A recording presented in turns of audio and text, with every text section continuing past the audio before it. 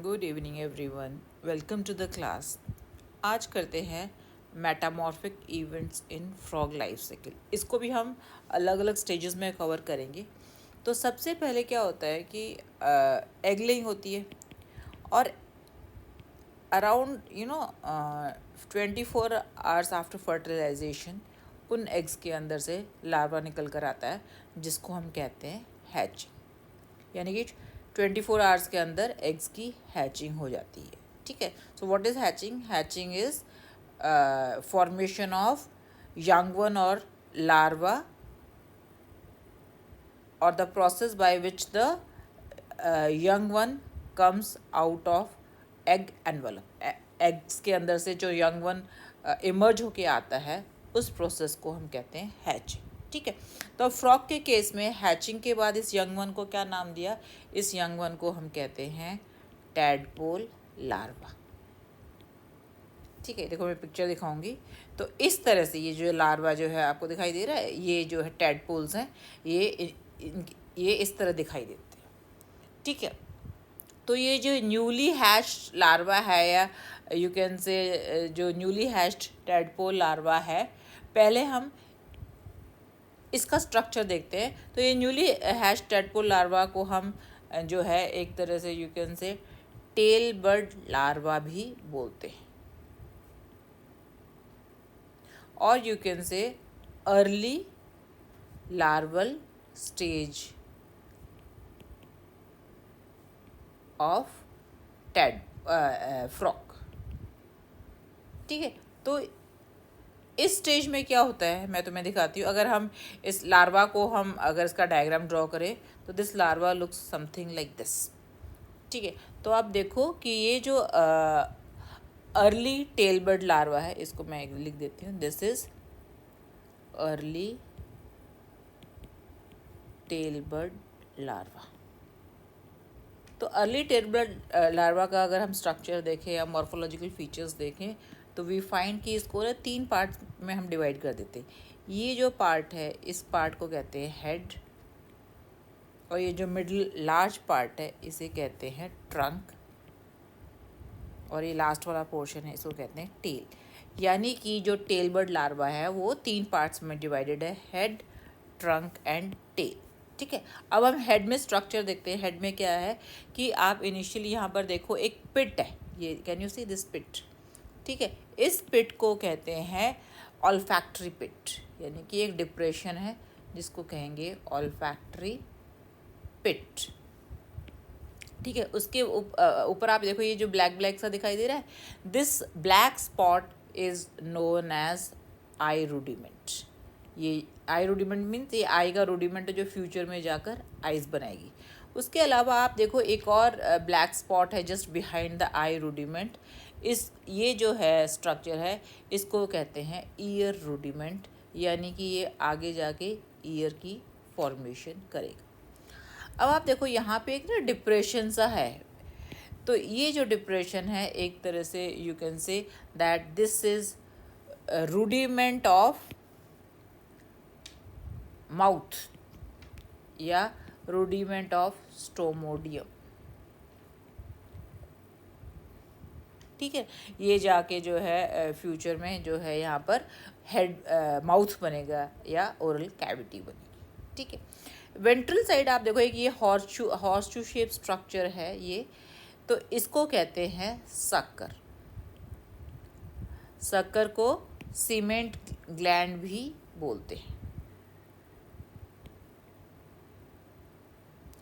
इसके अलावा अगर आप देखो तो हालांकि मैंने ना यहाँ लाइन ड्रॉ कर दी है, बट यू कैन इस लाइन को आप ना इस इधर मान इस स्ट्रक्चर, ये पोर्शन जो है हेड में आता है।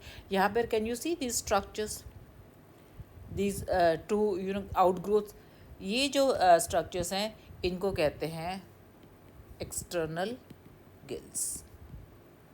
तो अब आप देखो, हेड रीजन में क्या क्या स्ट्रक्चर है। हेड रीजन में जो है ईयर रूडिमेंट प्रेजेंट है, आई रूडिमेंट प्रेजेंट है, ऑल्फैक्टरी पिट प्रेजेंट है, रूडिमेंट ऑफ स्टोमोडियम या फोरगट ये प्रेजेंट है, सक्कर प्रेजेंट है, राइट, और external gills present.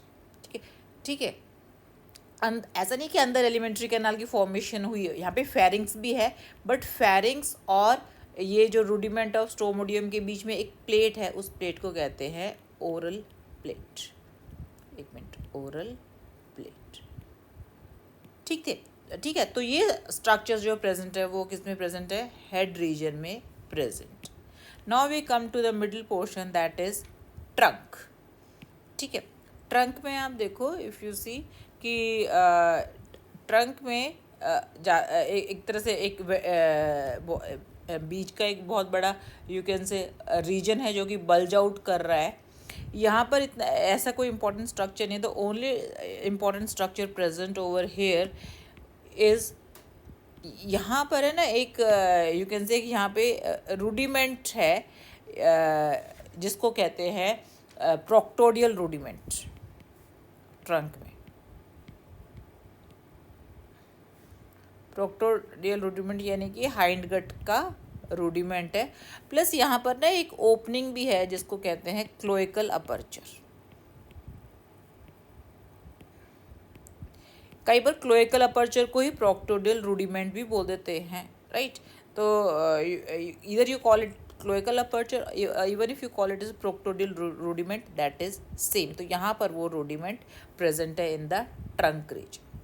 Now we come to the last region, that is tail. Tail if you see कि tail जो है इट इज़ वेरी स्मॉल, यहाँ पर कोई इस तरह के, इसको फिन्स बोलते हैं ना, फिन्स भी प्रेजेंट नहीं है। तो if you see tail is without fins, no fins are there in the tail। ठीक है, अगर आप देखो कि ऊपर की तरफ यहाँ पर ये जो स्ट्रक्चर दिखाई दे रहे हैं ना, ये इस तरह के स्ट्रक्चर्स, ये जो स्ट्रक्चर्स है they are nothing but myotomes, जो कि ट्रांसपेरेंट है और मायोटोम्स स्किन के थ्रू जो है वो दिखाई दे रहे हैं। ठीक है, दूसरा another characteristic feature of this larva is tailbud larva is epidermis जो है पूरा सीलिएटेड है, यानी कि पूरे एपिडर्मिस पर सीलिया प्रेजेंट है। ठीक है, अब हम इसी टेलबर्ड लार्वा अगर हम लॉन्गिट्यूडनल सेक्शन लें, एलएस लें, तो ये लार्वा जो है इस तरह का दिखाई देगा। ठीक है, अब आप देखो कि अगर आप इसमें देखोगे तो ये जो if you see this is elementary, this whole is elementary canal. ठीक है, एलिमेंट्री कैनाल आप देखो यहाँ पर जो है क्लोज्ड है because of oral plate. The only opening is this cloacal aperture.